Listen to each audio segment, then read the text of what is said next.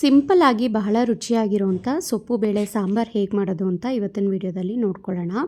ಬೇಳೆ ಜೊತೆಗೇನೋ ಟೊಮೆಟೊನೂ ಹಾಕಿ ನಾನು ಬೇಯಿಸಿ ಸಪ್ರೇಟ್ ಮಾಡಿ ಇಟ್ಕೊಂಡಿದ್ದೀನಿ. ಬೇಳೆನ ಮ್ಯಾಶ್ ಮಾಡಿ ಇಟ್ಕೋಬೇಕು. ಟೊಮೆಟೊ ಸ್ವಲ್ಪ ತಣ್ಣಗಾದ ನಂತರ ಅದಕ್ಕೂ ಸ್ವಲ್ಪ ನೀರನ್ನು ಹಾಕಿ ಮ್ಯಾಶ್ ಮಾಡಿ ಇಟ್ಕೊಳ್ಳಿ. ಮಿಕ್ಸಿ ಜಾರಿಗೆ ಸ್ವಲ್ಪ ಕಾಯಿ ತುರಿ, ಹಾಗೆಯೇ ಸಾಂಬಾರು ಪುಡಿ ಮತ್ತು ಬೆಳ್ಳುಳ್ಳಿ, ಹುರ್ಗಡ್ಲೆ ಮತ್ತು ನೀರನ್ನು ಹಾಕಿ ನೀಟಾಗಿ ನುಣ್ಣದಾಗಿ ರುಬ್ಬಿಟ್ಕೊಳ್ಳಿ. ಬೇಳೆ ಬೇಯಿಸ್ಕೊಂಡಿರೋವಂಥ ಕುಕ್ಕರ್ ಪ್ಯಾನಿಗೆ ಸ್ವಲ್ಪ ಎಣ್ಣೆ ಹಾಕಿ ಸಾಸಿವೆ, ಜೀರಿಗೆ, ಕರಿಬೇವು ಮತ್ತು ಈರುಳ್ಳಿನ ಹಾಕಿ ಒಗ್ಗರಣೆ ಮಾಡಿ, ಒಗ್ಗರಣೆ 1-2 ನಿಮಿಷ ಆದ ನಂತರ ಕಟ್ ಮಾಡಿ ಇಟ್ಕೊಂಡಿದ್ದಂಥ ಸೊಪ್ಪು, ಇಲ್ಲಿ ನಾನು ಮಿಕ್ಸ್ ಸೊಪ್ಪು ತೊಗೊಂಡಿದ್ದೀನಿ, ಲಾಳಿ ಹಾಗೆ ದಂಟು 1-2 ಕಟ್ಟಿತ್ತು ಅಷ್ಟೇ. ಸೊ ಹಾಗಾಗಿ ಸ್ವಲ್ಪ ಮಾಡ್ತಾಯಿದ್ದೀನಿ ಸಾಂಬಾರು.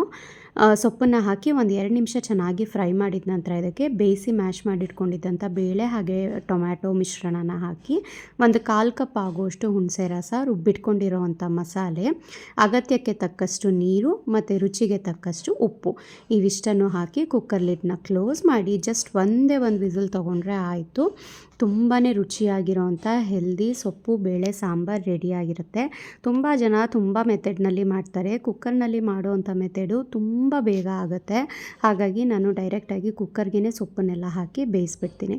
ಬಿಸಿ ಬಿಸಿ ಅನ್ನ ಜೊತೆ ತುಪ್ಪ ಹಾಕ್ಕೊಂಡು ತಿಂತಾಯಿದ್ರೆ ಸಖತ್ತಾಗಿರುತ್ತೆ. ನೀವೂ ಸಹ ಟ್ರೈ ಮಾಡಿ ನೋಡಿ.